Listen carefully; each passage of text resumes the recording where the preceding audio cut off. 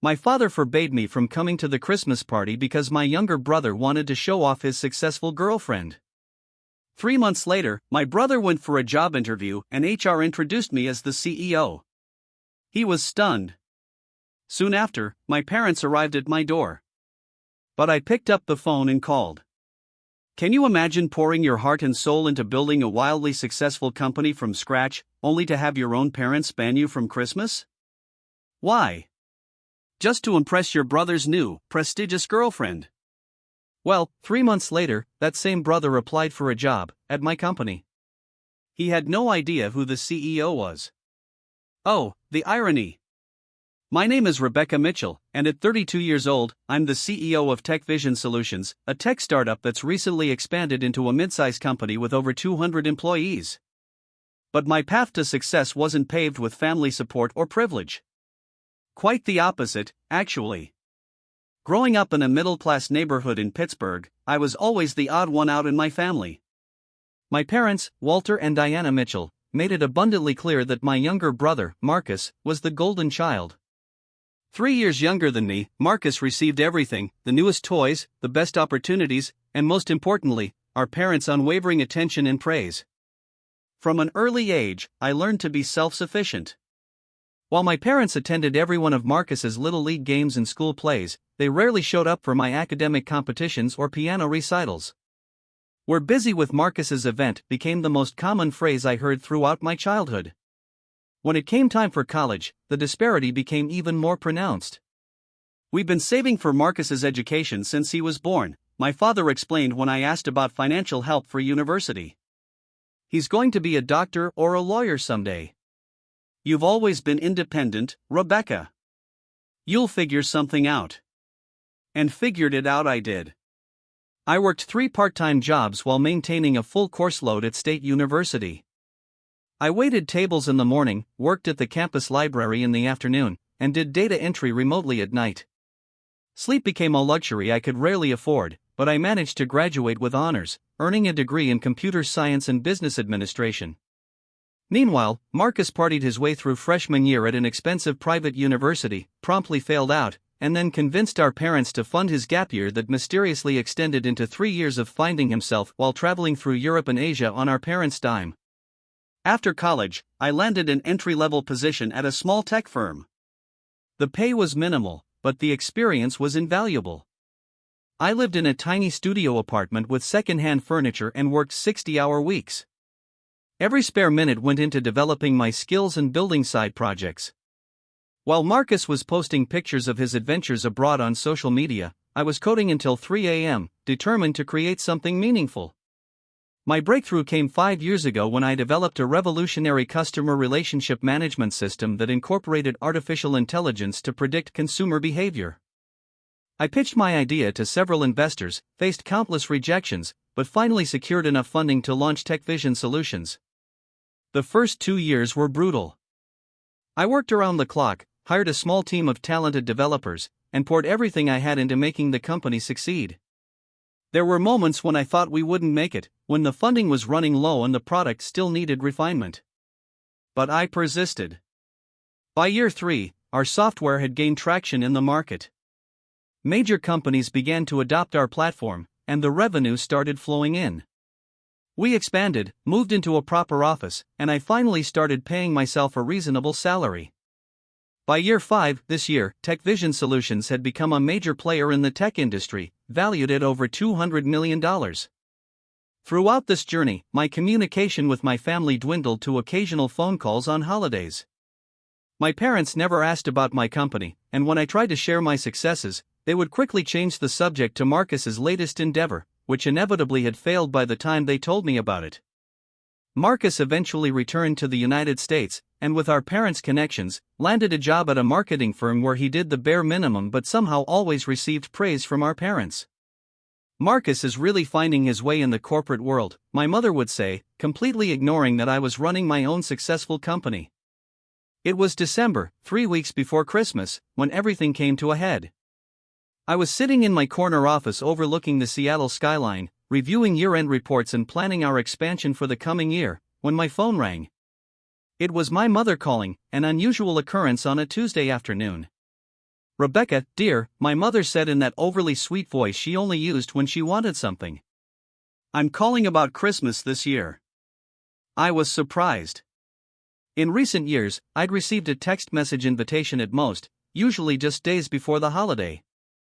A phone call 3 weeks in advance was unprecedented. We're having everyone over on Christmas Eve. Your aunts, uncles, cousins, the whole family, she continued. It would be lovely if you could join us this year. A warmth spread through my chest. Despite everything, I still craved my family's acceptance and inclusion. Maybe things were changing. Maybe they finally wanted to reconnect. That sounds nice, Mom, I replied, trying to keep the hope out of my voice. I think I can make it. My schedule is pretty flexible around the holidays. Wonderful, she said, and I could hear the smile in her voice. Oh, and Marcus is bringing his new girlfriend, Kimberly Grant. She works at Hamilton and Partners, you know, that prestigious consulting firm. Her father is a partner there. And there it was. The real reason for the call. She's just brilliant, my mother continued, not noticing my silence. She graduated from Harvard Business School, and she's already on the fast track to becoming a junior partner. Marcus met her at a charity gala. They've been dating for about 6 months now. That's nice, I said flatly. I'm happy for him. Everyone is just so impressed with her. Your father tells everyone his son is dating a Harvard graduate. Can you imagine the Mitchell family moving up in the world? I took a deep breath. Mom, did I tell you that Tech Vision was featured in Forbes last month? We're expanding to Europe next year, and oh, that's nice, dear, she interrupted. Anyway, Kimberly comes from a really good family. Her mother is on the board of the symphony orchestra, and they have a summer home in the Hamptons. Marcus says they might go there for New Year's. Isn't that exciting? I bit my tongue. Very exciting. Listen, Mom, I need to get back to work. I have a meeting in 5 minutes. Of course, dear. We'll see you at Christmas. Wear something nice, will you? None of those business suits. Kimberly is very fashion-forward. After we hung up, I stared at my phone for a long moment. I shouldn't have been surprised by my mother's behavior, but somehow it still stung. I shook it off and returned to my work, trying not to think about the upcoming holiday. A week before Christmas, I was finalizing my travel plans to Pittsburgh when my phone rang again. This time it was my father. He rarely called me, so I answered immediately, concerned that something might be wrong.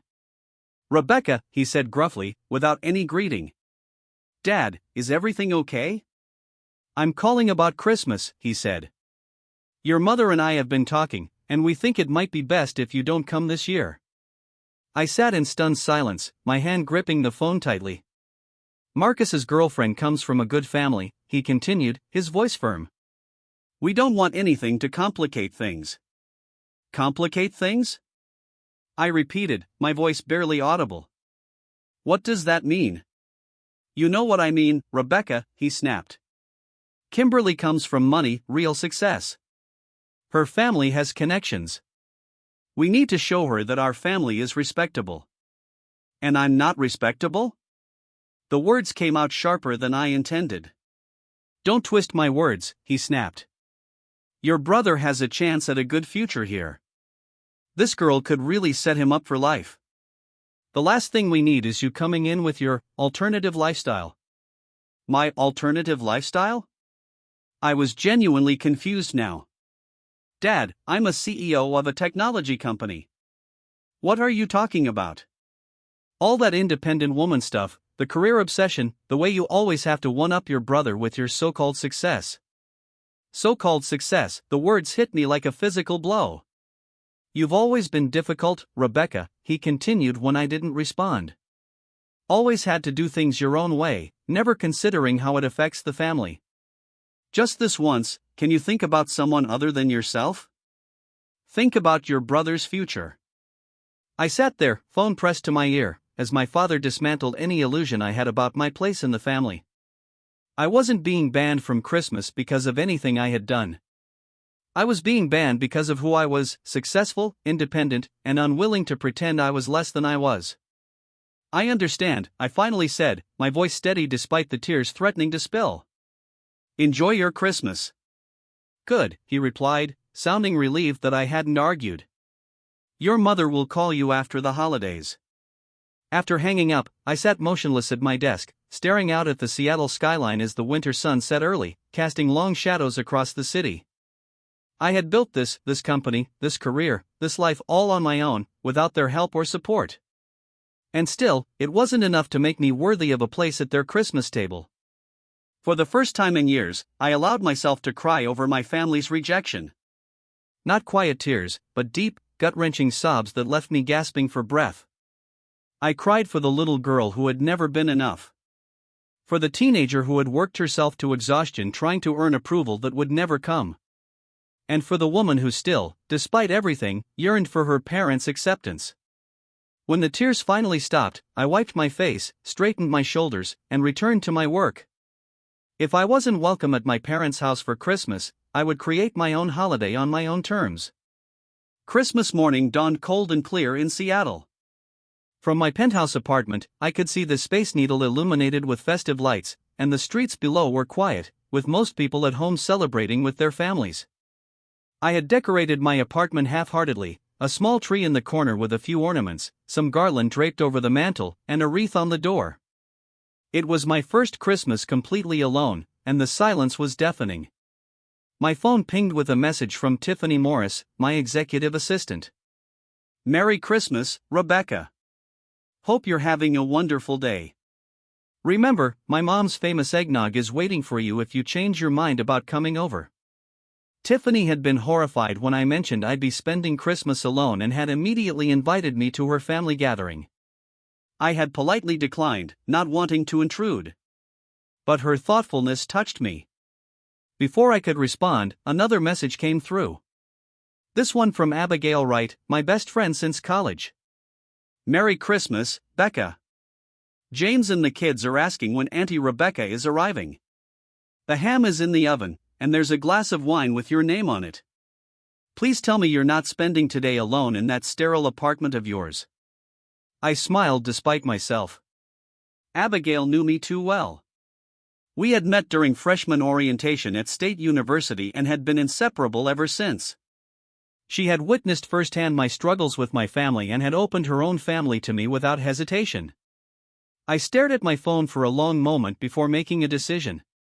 I texted Abigail back. Give me an hour. I'll bring dessert. I quickly showered and dressed, then stopped at the only open bakery to pick up a chocolate cake before driving to Abigail's suburban home.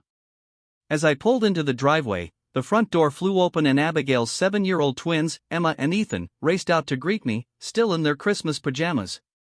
Auntie Rebecca, you came? Emma squealed, throwing her arms around my waist. We thought you weren't coming, Ethan added, taking the cake box from my hands. Mom said you were working. I finished early, I lied, following them into the house.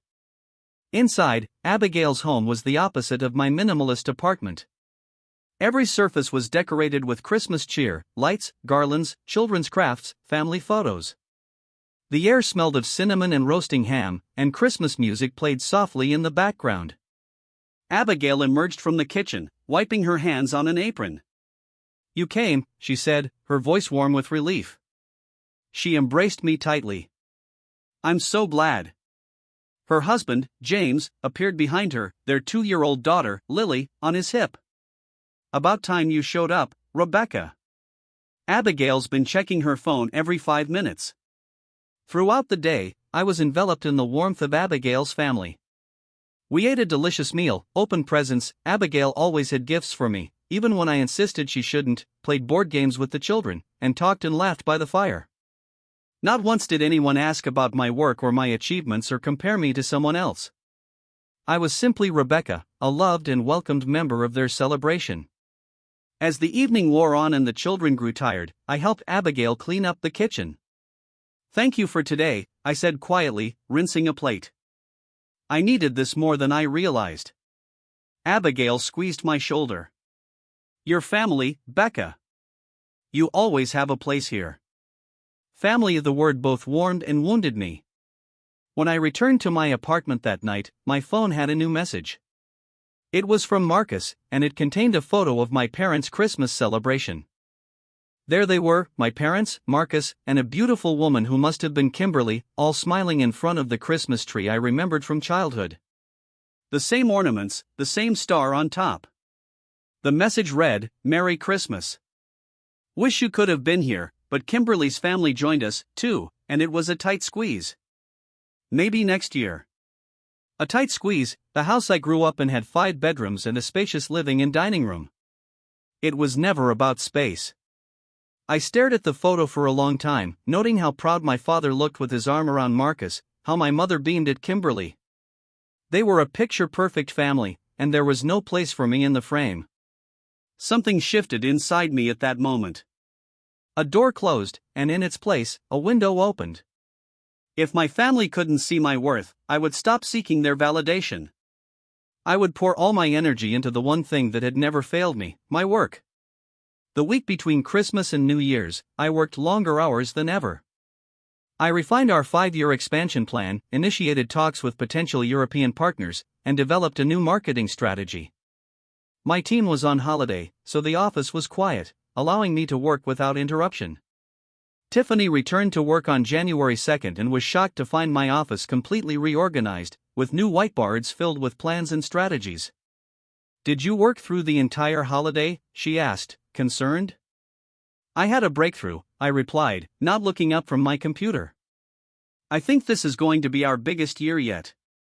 And it was. In the 3 months that followed, TechVision Solutions secured 2 major contracts with Fortune 500 companies, finalized our European expansion plans, and began developing a new AI product that promised to revolutionize the industry once again. I channeled all my hurt and rejection into productivity, and the company flourished as a result. I rarely thought about my family during this time. My parents didn't call after Christmas as promised, and I made no effort to reach out to them. Marcus occasionally sent a text with updates about Kimberly and their relationship, but I responded with brief, polite messages that revealed nothing about my own life. As March approached, I was fully immersed in preparations for our biggest expansion yet. We were moving to a larger office space in downtown Seattle and hiring dozens of new employees across all departments. TechVision Solutions was no longer a startup. It was becoming a major player in the tech industry, and I was at the helm, steering us toward even greater success. "Rebecca, do you have a minute?" Jasmine Henderson, our HR director, poked her head into my office one afternoon in mid-March. I looked up from the stack of reports I was reviewing. "Of course, Jasmine, what's up?" Jasmine entered, closing the door behind her. She held a folder in her hands and had an unusual expression on her face, somewhere between amused and concerned. "We've received over 300 applications for the senior project manager position," she began, taking a seat across from me. "The hiring team has narrowed it down to about 20 candidates for first-round interviews." "That's great," I said, wondering why this required a personal visit rather than an email. "Are you finding quality candidates?" "For the most part, yes," she replied. "But there's one application I thought you should see." She placed the folder on my desk and slid it toward me. I opened it and immediately froze. The resume inside belonged to Marcus Mitchell. My brother. I quickly scanned the document, noting the inflated job titles and vague accomplishments. He had listed his current position as executive marketing strategist at a company I knew to be a small local firm where he was at best a mid-level marketing associate. "Did you know he was applying?" Jasmine asked carefully. She was one of the few people at the company who knew details about my family situation. "No," I replied, still staring at the resume. "I had no idea." "He was quite confident during the phone screening," Jasmine said diplomatically. "Actually, he was rather condescending to Alicia in HR, assuming she was just a secretary and asking to speak to someone who actually makes decisions." I winced. That sounded exactly like Marcus. "The position requires at least 5 years of project management experience and proficiency in 3 programming languages," Jasmine continued. "As you can see, his resume doesn't meet those requirements, but he insisted we consider him for the senior role rather than an entry-level position. I sat back in my chair, mind racing. Marcus had no idea I was the CEO of TechVision Solutions. I had always used my middle name, Victoria, in press releases and public appearances to maintain some privacy, and my brother had never shown any interest in my career. But now, by pure coincidence, or perhaps because our company's rapid growth had put us in the news, he had applied for a job at my company. "What do you want to do?" Jasmine asked. Obviously, there's a conflict of interest here. I considered my options carefully. I could reject his application outright, which would be justified given his lack of qualifications. I could recuse myself entirely from the process and let the hiring team make their decision without knowing about our connection. Or I could use this as an opportunity to finally show my brother the truth about my life and success. "I want you to treat his application like any other," I finally said. "If he doesn't meet the basic qualifications, he shouldn't proceed to an interview." Jasmine hesitated. "On paper, he's not qualified," she admitted. "But he did mention some connections to potential clients that the team thought might be valuable. They put him through to the next round despite his lack of technical qualifications. Asterisk connections. Always falling upward because of who he knew, not what he could do. Asterisk when is his interview scheduled?" I asked. "Tomorrow at 2 p.m. I made a decision. I won't be directly involved in the hiring process. That wouldn't be ethical. But I'd like to observe the interview. Can you arrange for me to sit in anonymously? Perhaps introduce me only as a senior board member." Jasmine nodded. "We can do that. The panel won't mention your name or title." After Jasmine left, I sat staring at Marcus's resume, emotions swirling inside me. Part of me felt guilty for what might seem like a setup. But another part, the part that had been rejected and dismissed for years, wanted Marcus to finally see me for who I really was. Not just his overlooked sister, but a successful CEO who had built something significant through hard work and determination. That night, I barely slept. I rehearsed in my mind how I would behave during the interview: professional, detached, fair. I wouldn't let our personal history affect my judgment, but I also wouldn't pretend to be less than I was. For once, Marcus would see me clearly, without our parents' distorted lens. The next day, I dressed with extra care in a tailored navy suit, my hair pulled back in a sleek ponytail. I reviewed Marcus's resume once more and prepared a few technical questions that would challenge him without being unfair. Then, I headed to the conference room where the interviews were being conducted, taking a seat at the far end of the table with the other observers. At precisely 2 p.m., Jasmine entered with Marcus. My breath caught in my throat. It had been over a year since I'd seen my brother in person, and he looked older, more polished in his expensive suit. He carried himself with the confidence of someone who had never been told he wasn't good enough. For a moment, I was that little girl again, watching from the sidelines as my parents lavished attention on their golden child. But then I remembered where I was.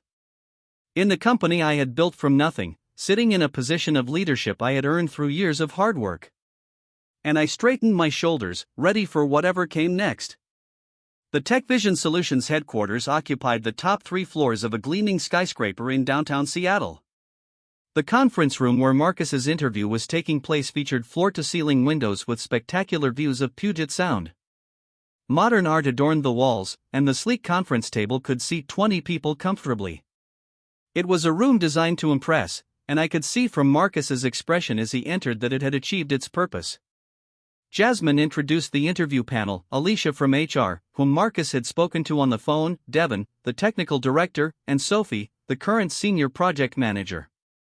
Then she gestured to the observer section where I sat with 2 other executives. "We also have members of our leadership team observing today," Jasmine explained professionally. "They'll be sitting in on several interviews to ensure consistency in our hiring process." Marcus barely glanced at us, his attention focused on the panel. He smiled confidently as he took his seat, straightening his tie in a gesture I recognized from childhood, a habit he displayed when he was trying to impress someone. "Thank you for the opportunity," he began smoothly. "I've been following TechVision's growth, and I'm excited about the possibility of bringing my expertise to your team. I bit back a smile. Marcus had no idea what TechVision did beyond the most general description of tech solutions. If he had bothered to research the company at all, he would have discovered my connection to it immediately.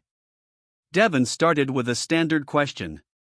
Can you tell us about your experience managing complex technical projects? Marcus launched into a well-rehearsed response about a marketing campaign he had spearheaded at his current company. I coordinated between multiple departments, managed a substantial budget, and delivered results that exceeded expectations, he concluded, leaning back slightly as if expecting applause. And what project management methodologies did you employ? Devon pressed. Marcus hesitated. I believe in a flexible approach that adapts to the specific needs of each project, he said vaguely. I don't like to be constrained by rigid methodologies. Sophie jumped in. Could you walk us through how you would set up a Kanban board for a software development project? Marcus's confidence faltered visibly. Well, I would delegate that to the technical team members, he replied. My strength is in the big picture strategy, not the day-to-day technical details. The interview continued in this vein, with Marcus attempting to deflect technical questions and emphasize his strategic vision and interpersonal skills. When cornered about his technical knowledge, he became dismissive. Let's be honest, he said with a chuckle that contained a hint of condescension. People like me aren't hired for coding skills. We're hired because we know how to lead, how to inspire, and how to connect with the right people.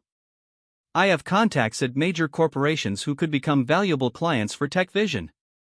Alicia, who had been quiet, spoke up.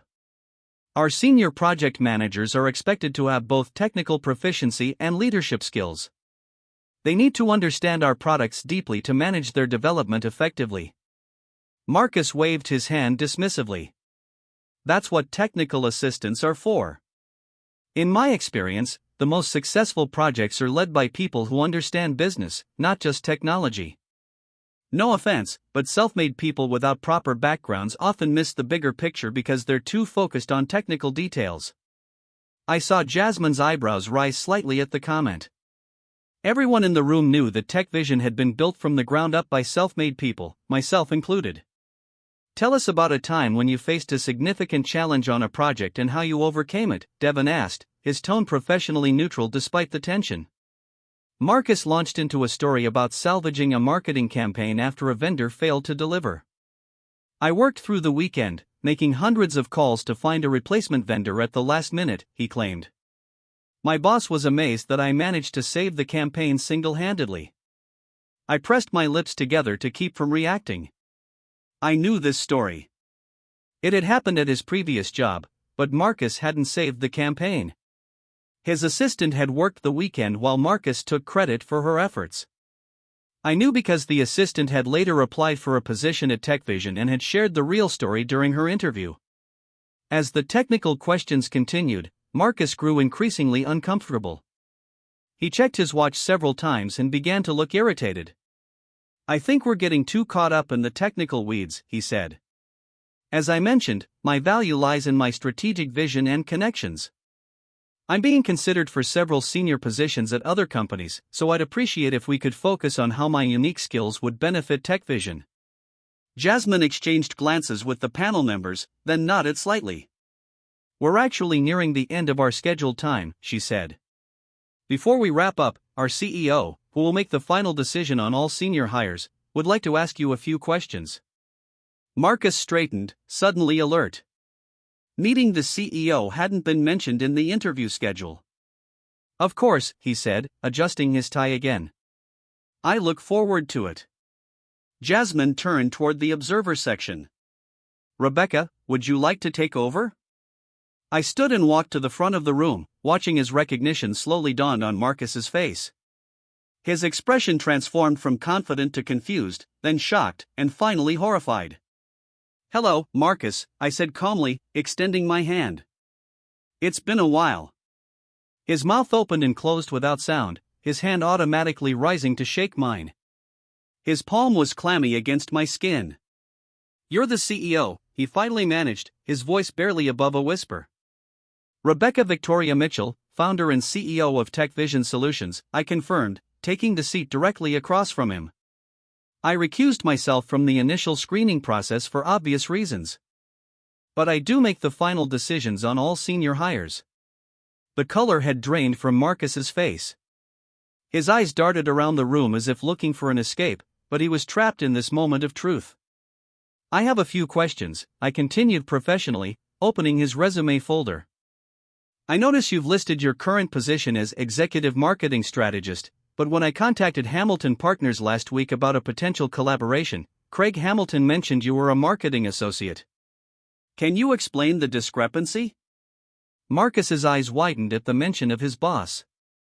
I handle executive-level projects, he stammered. It's a functional title rather than an official one. I nodded, making a note. And you claim proficiency in Python and Java on your resume. Could you briefly explain how you would use either language to create an API integration? I oversee teams that handle that sort of thing, he said, tugging at his collar. As I mentioned, I focus on strategy, not coding. I see, I said, closing the folder. One last question. You mentioned having connections that could bring valuable clients to TechVision. Could you be more specific about those relationships and how they've translated to business results in your current role? Marcus shifted uncomfortably. Well, Kimberly's father, that is, my girlfriend's father, he's a partner at a major consulting firm. And my father knows several business owners in Pittsburgh who might. His voice trailed off as he realized how weak this sounded. The connections he was so proud of were secondhand at best, leveraging relationships that weren't even his own. Thank you for your time today, Marcus, I said, standing to signal the end of the interview. Our HR team will be in touch regarding next steps. I extended my hand again, maintaining absolute professionalism despite the turmoil of emotions beneath the surface. Marcus shook it weakly, still appearing shell-shocked. Thank you, he mumbled, gathering his portfolio with trembling hands. Jasmine stepped forward to escort him out. As they reached the door, Marcus looked back at me, a mixture of confusion, embarrassment, and something else, perhaps a dawning realization in his eyes. Then he was gone, and the room fell silent. Devon let out a low whistle. Well, that was unexpected, he said. I take it you two know each other. He's my brother, I replied simply, gathering my notes, which is why I wasn't involved in the initial screening process. Please evaluate his application according to our standard criteria, without considering our relationship. The team nodded, though I could see the questions in their eyes. I excused myself and returned to my office, closing the door behind me. Only then did I allow myself to process what had just happened. I hadn't planned to embarrass Marcus, but I also hadn't protected him from the consequences of his own hubris and lack of preparation. For once, he had been judged solely on his own merits, without our parents' influence tipping the scales in his favor. I felt no satisfaction in his discomfort, only a strange sense of closure. For years, I had worked in the shadows of my family's dismissal, building something they never bothered to acknowledge. Now, at least Marcus knew the truth. Whether that would change anything remained to be seen. I had just finished gathering my thoughts when my office phone rang. It was Jasmine at the reception desk. Rebecca, she said, her voice tense. Your brother is still in the building.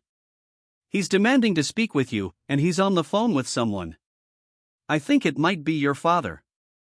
I closed my eyes briefly. Asterisk, of course. This wasn't over with Marcus. It never was. Asterisk, send him in, I said. And Jasmine, thank you for handling the situation so professionally. Of course, she replied. That's what we do here.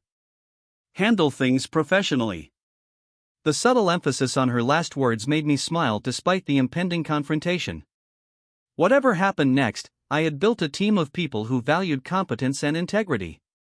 That alone was worth celebrating. I had barely composed myself when Marcus burst into my office without knocking. His face flushed with a mixture of embarrassment and anger. What the hell was that? He demanded, closing the door behind him with more force than necessary. I remained seated, keeping my voice calm and professional. That was a job interview, Marcus, for a position you applied for. You made me look like a fool, he exclaimed, pacing in front of my desk. You ambushed me. I did nothing of the sort, I replied evenly. You applied to my company without doing even basic research. If you had, you would have known I was the CEO. Your lack of preparation isn't my responsibility. He stopped pacing to stare at me incredulously. How was I supposed to know? You never talk about your work. I've tried to talk about my work for years, I pointed out. No one in our family has ever been interested. But a simple Google search of Tech Vision Solutions CEO would have shown you my name and picture. Marcus ran a hand through his hair, a gesture reminiscent of our father when he was frustrated. This is just like you, Rebecca. Always trying to one-up me, always trying to make me look bad. I took a deep breath, reminding myself to stay calm. Marcus, I recused myself from the initial screening process precisely to avoid any conflict of interest. The fact that you made it to the interview stage was based solely on the hiring team's evaluation. I only participated at the end, as I do with all senior position interviews. But you asked me those impossible technical questions, he protested.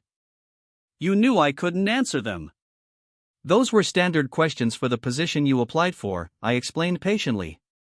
Every candidate is asked to demonstrate their technical knowledge and experience. That's why the job description clearly states the required skills and experience. Marcus collapsed into a chair across from my desk, his initial anger giving way to a sullen defensiveness. Dad's furious, he muttered. He's on his way here. I felt a cold weight settle in my stomach.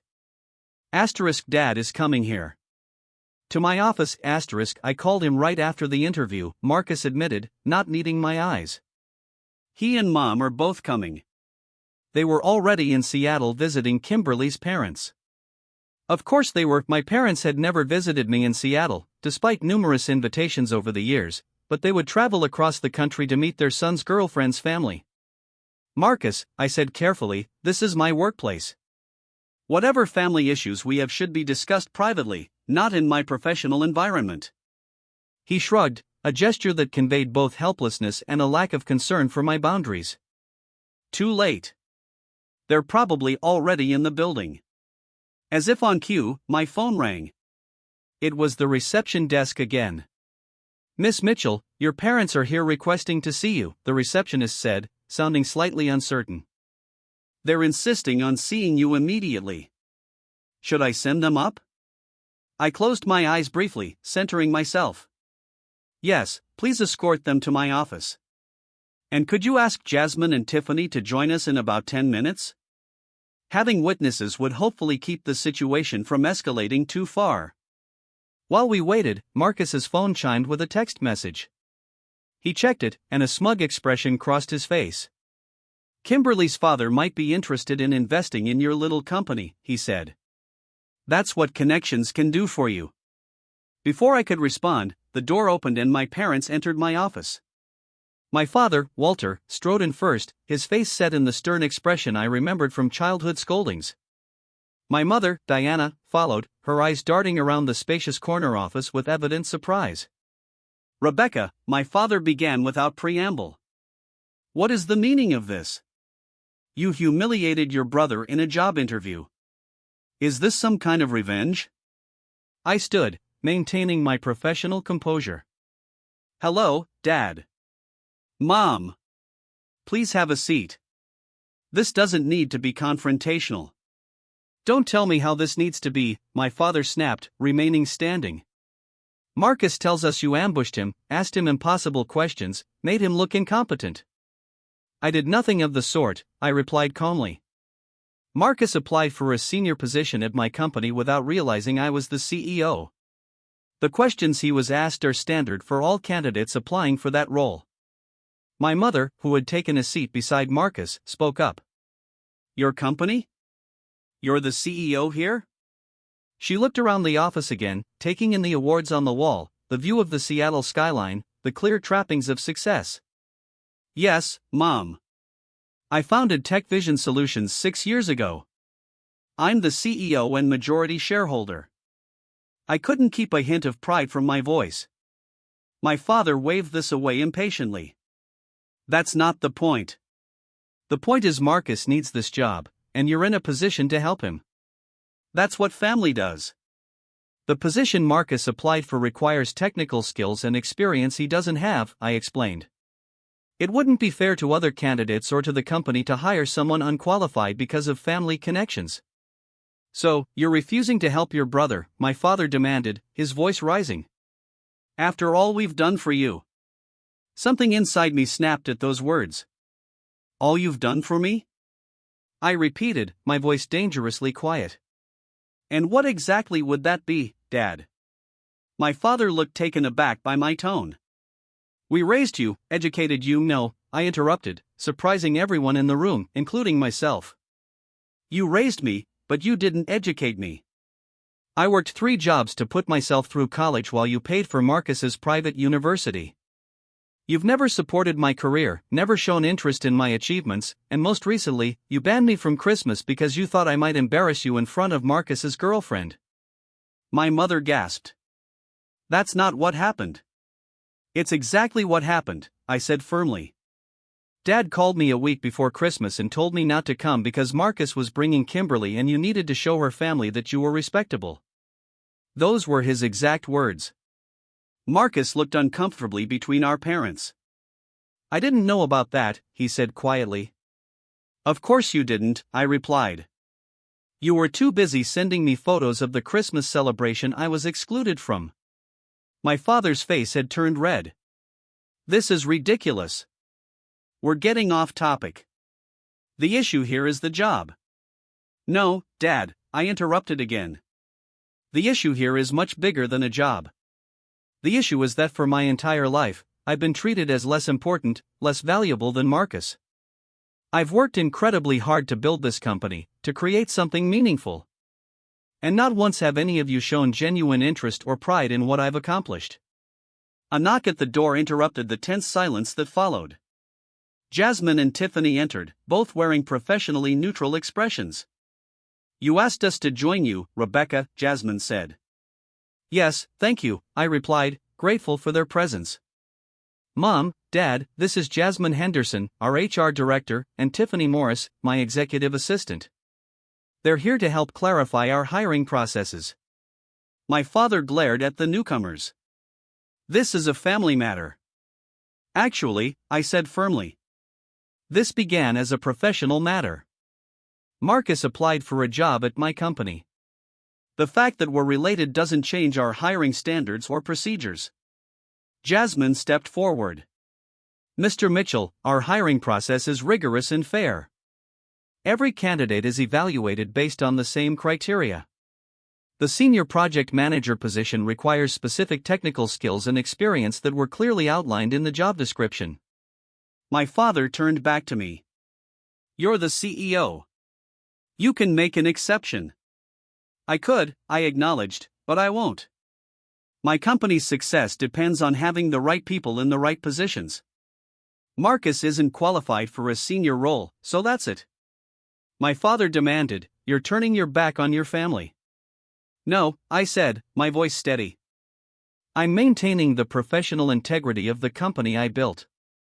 However, I added, looking at Marcus, we do have entry-level positions in the marketing department that might be appropriate. You would need to start at the bottom and work your way up, learning the necessary skills along the way, but there would be opportunities for growth. Marcus looked offended. Entry level? I have 5 years of experience in marketing. Yes, I agreed. But not in technical project management. In our company, those are different career tracks. This is pointless, my father snapped. Come on, Diana. Marcus, we're leaving. Your sister has made her choice. Marcus stood, straightening his suit jacket with a jerky motion. I wouldn't work for you anyway, he said, his voice thick with wounded pride. I have other opportunities. As they turned to leave, I called after them. The offer stands, Marcus. If you change your mind, call Jasmine directly. My father ushered my mother and brother toward the door. But as they reached it, my mother hesitated. She turned back to look at me. Really look at me.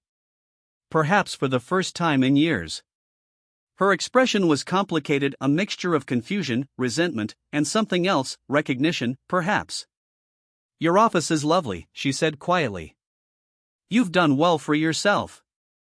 It wasn't an apology, or even a congratulation, but it was something. An acknowledgement, however small, of the life I had built.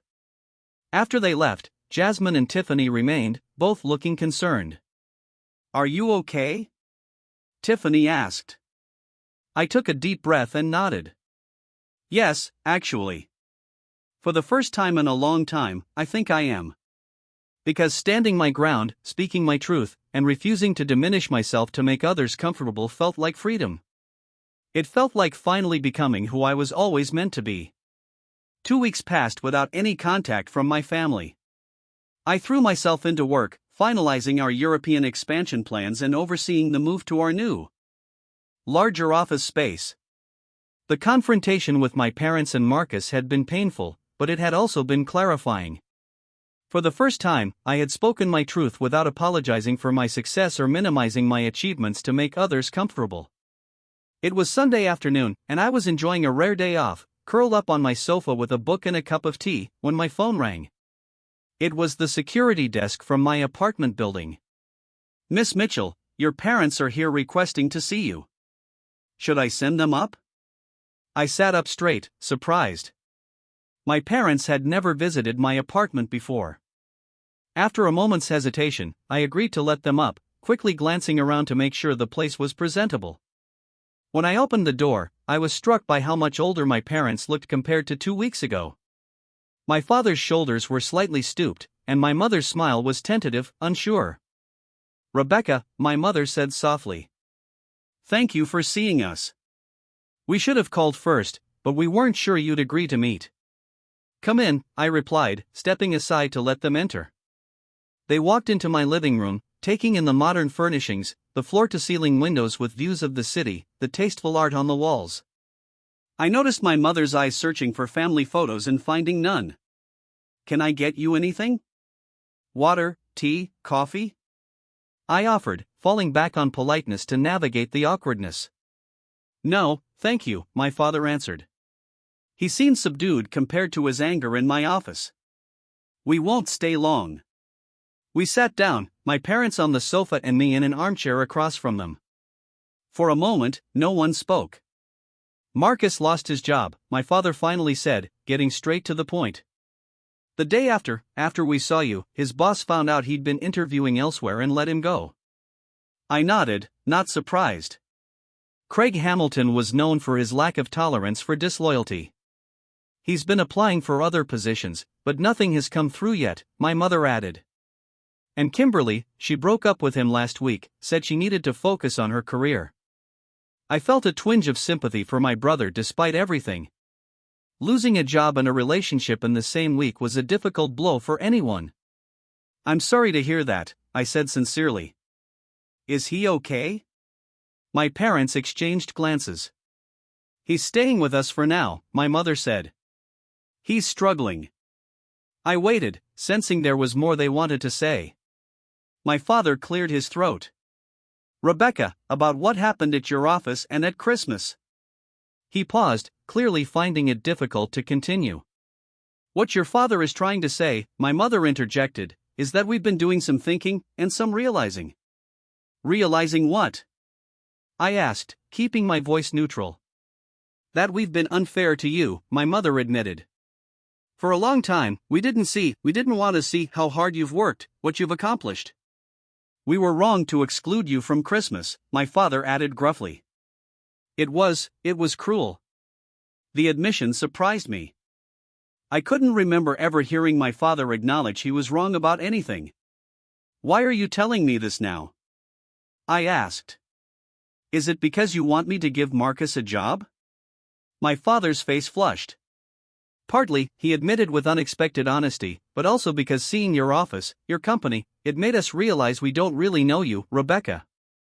We've been so focused on Marcus, on what we wanted for him, that we never really saw what you were building," my mother added softly. "And we should have. We should have been proud of you. We should have supported you." I felt a complicated mix of emotions: validation, lingering hurt, cautious hope.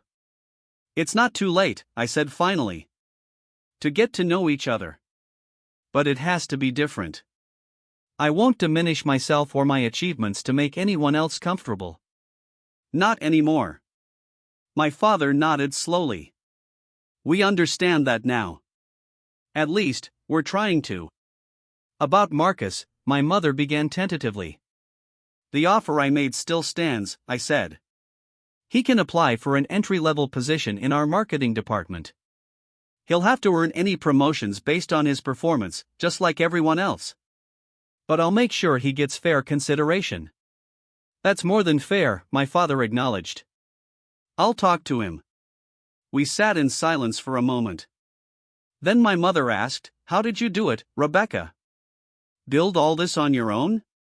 For the first time in my adult life, my mother was asking about my work with genuine interest. I began to tell her about the early days of TechVision, the challenges and breakthroughs, the long nights and small victories that had led to where I was now. As I spoke, I saw something new in my parents' expressions. Not just recognition, but a dawning respect. They were finally seeing me, not as their daughter who needed to stay in her place, but as a successful woman who had created something significant through her own efforts. When they left an hour later, nothing had been completely resolved. Years of dismissal and favoritism couldn't be erased in a single conversation, but a door had been opened, a possibility created for a different kind of relationship moving forward.